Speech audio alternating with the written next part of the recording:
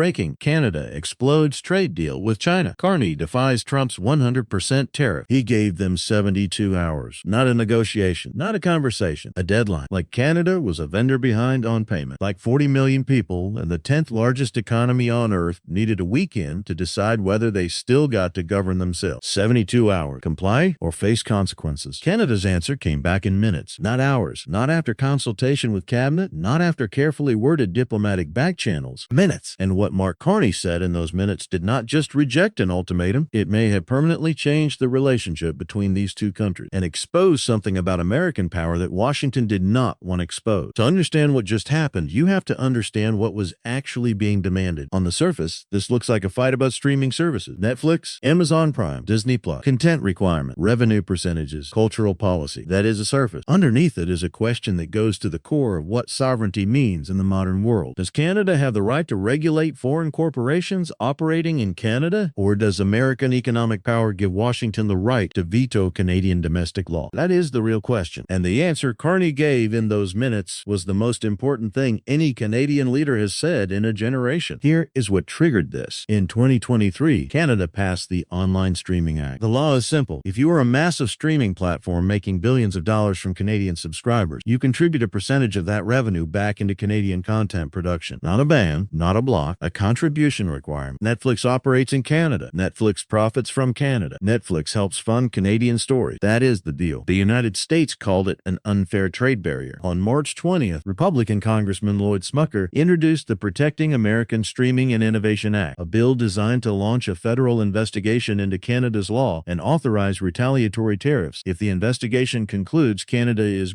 discriminating against American companies. The bill's name alone tells you everything. Protecting American streaming. Not protecting Canadian viewers, not protecting creative industries, not protecting the public interest. Protecting the revenue stream of American corporations operating in a foreign country. One day before that bill was introduced, Trump issued his 72-hour ultimatum. Abandon the policy, accept our term, or face consequences. What Carney said next was not what anyone in Washington expected. He did not ask for more time. He did not request a meeting. He did not signal willingness to negotiate the terms of Canada's own domestic law with a foreign government. He said, no, Canada is a sovereign nation. We make our own decisions about our own policy. If the United States wants to discuss trade, it approaches Canada as an equal, not as a subordinate. In Washington, that kind of answer from a smaller neighbor is supposed to lead to one thing: capitulation. Eventually, after the economic pain becomes unbearable. That has been the pattern. Threaten, pressure, wait, collect, but something is different this time. And the reason it is different is the story that Washington is least interested in telling. Canada has been preparing for this moment for 2 years, quietly, systematically, without announcing it. While Trump was issuing ultimatums and threatening tariffs and calling Canadian prime ministers governors, Canada was building something. New trade agreements with the European Union, expanded relationships with Japan, commercial ties with China that would have been politically unthinkable a decade ago, diversification across markets, currencies, and partners at a scale that has fundamentally changed what saying no actually cost. Because here is the arithmetic that Trump's ultimatum ignored. Canada is the largest foreign supplier of oil to the United States, more than Saudi Arabia, more than Venezuela, more than any other country on earth. American refineries in the Midwest were specifically engineered to process Canadian crude. You cannot replace that supply in months. You cannot replace it in years. So when Trump threatens tariffs on Canadian energy, he is not just threatening Canada. He is threatening American energy prices. He is threatening American refineries. He is threatening American families at the gas pump. That is what mutual economic integration actually means. Both countries have leverage. Both countries can cause pain. The difference is that Canada spent 2 years quietly building it, and Trump has spent 2 years assuming they wouldn't. Now look at what the bill actually does. Section 301 of the United States Trade Act, the mechanism that allows a United States trade representative to investigate foreign trade practices and impose retaliatory tariffs if those practices are found to harm American commerce. The mechanism has been used for decades. It has also been consistently criticized by international trade experts for a specific reason. The United States investigates the foreign country. The United States determines whether a violation occurred. The United States decides the punishment. No independent oversight, no neutral arbitration, no international review. America is prosecutor, judge, and enforcement simultaneously. And Smucker's bill applies this mechanism to a Canadian law that has a specific, documented legal foundation. Under the existing trade agreement between the United States, Canada, and Mexico, Canada has a cultural exemption. It has always had a cultural exemption. The exemption says explicitly that Canada retains the right to protect its cultural industries. The bill argues that strict streaming services don't qualify as cultural industries under that exemption because the exemption was written before streaming existed. That is not a trade argument. That is a legal technicality being used to retroactively strip Canada of a right it negotiated and has held for decades. And when you ask why a decades-old exemption suddenly needs to be reinterpreted right now, the answer is not about fairness. It is about leverage. It is about the customer review scheduled for this summer. That review is the real target. CUSMA, the trade agreement that governs commerce between the United States, Canada, and Mexico, contains a provision for review after 6 years. That review is supposed to be a collaborative assessment. 3 countries, 1 table, identify what's working, adjust what isn't. Trump is not treating it as a collaborative assessment. He is treating it as a deadline, a moment when enough pressure, enough legislation, enough ultimatums might force Canada to formally surrender policies it has a legal right to maintain. The Streaming Act legislation is not really about streaming. It is a pressure campaign designed to arrive at the CUSMA review table with maximum leverage. Get Canada to yield on cultural policy now, and you establish the principle that Canadian domestic law is subject to American veto. Once you establish that principle, it doesn't stop at streaming. It applies to pharmaceutical pricing, to agricultural regulation, to environmental standards, to any policy where American corporate interests conflict with Canadian domestic decisions. That is what Carney understood when he answered in minutes. This was never about Netflix. There's a specific detail in the bill that almost nobody has reported. The existing cultural exemption in the trade agreement uses a definition of cultural industry that predates digital streaming. Smucker's bill argues that because the exemption was written before Netflix existed, Canada cannot claim it for streaming regulation. But think about what that argument actually requires you to believe. It requires you to believe that Canada negotiated a cultural exemption, used that exemption for decades across multiple industries, and then forfeited the exemption the moment the technology changed. Not because the exemption was removed, not because Canada agreed to narrow it, not because any renegotiation happened, simply because American corporations built a new delivery mechanism for the same content. Movies used to come on discs, then they came through cables, then they came through the internet. Under the American argument, Canada had the right to protect Canadian film when it came on a disc. Canada had the right to protect Canadian television when it came through a cable. But the moment the same content arrived through a streaming platform, the exemption evaporated. That is not a trade argument. That is a shell game, and Canada knows it. Here is what does not get discussed when this story gets covered as a trade dispute. The Online Streaming Act is not protectionism. It is survival. Canada sits next to the most powerful cultural production machine in the history of human civilization. American movies, American television, American music, American social media, American streaming platform. Without deliberate, funded, legally protected effort to produce Canadian content, Canadian stories disappear. Not slowly, not gradually. They disappear because the economics make them impossible to sustain. Netflix does not choose to tell Canadian stories because Canadian stories make the most money globally. It tells American stories because American stories have the largest potential audience, because American stories generate the largest return. That is not a moral failure. That is a business model. But the consequence for Canada is that without intervention, a Canadian teenager in Saskatchewan watches the same content as a teenager in Tennessee, hears the same references, absorbs the same cultural framework, grows up with the same mental landscape, and something that used to be called Canada quietly becomes something else. France has understood this for decades. It has quotas for French language content that go far beyond anything Canada is asking of Netflix. Germany has production funding requirements. Australia has content mandates for domestic broadcasters. These are not fringe policies held by anti-American government. They are the normal, standard, internationally accepted practice of countries that believe their cultures are worth protecting. The only reason Canada's version of this policy is being targeted with American trade legislation is that Canada is close enough, integrated enough, and historically deferential enough that the United States believes it can make Canada stop. Carney just told them it cannot. The market reaction when he said no was immediate. Energy prices moved. Agricultural futures shifted. Analysts on both sides of the border started running calculations about what a full trade rupture would cost. And those calculations are why Trump's ultimatum strategy carries a risk that his advisors may not have adequately priced. American businesses that operate in Canada are not abstract entities. They are companies with shareholders, employees, and supply chain that cross the border thousands of times every day. A full trade war with Canada does not just hurt Canada. It disrupts automobile manufacturing that spans both countries. It affects agricultural supply chains built over generations. It increases energy costs for American consumers at a time when inflation is already a political liability. It threatens the integrated defense industrial base that both countries depend on. And it tells every other American ally watching this situation that the United States treats long-term partnerships as leverage to be exploited rather than relationships to be maintained. Europe is watching. back. Japan is watching. Australia is watching. Every country that has depended on American partnership as the foundation of its security and economic planning is now watching Canada. And what they are watching is whether the refusal holds. There is one more layer to this that connects directly to something Canada has been doing that most American coverage ignores: the trade deal with China. Canada expanding commercial ties with China is not an accident. It is not a coincidence. It is a deliberate strategic calculation made by a government that watched what happened to countries that depended entirely on American goodwill for their economic security. It is a hedge, not a replacement, not an alliance. A hedge. The message it sends to Washington is simple, and it does not need to be stated out loud. Canada has options. You cannot isolate us by threatening our relationship with you because we have been quietly building relationships with everyone else. That is the conversation that happened in the background of every tariff threat, every ultimatum, every piece of legislation targeting Canadian domestic law. And it is why Carney could answer in minutes, because when you have options, the deadline stops being terrifying. It becomes a test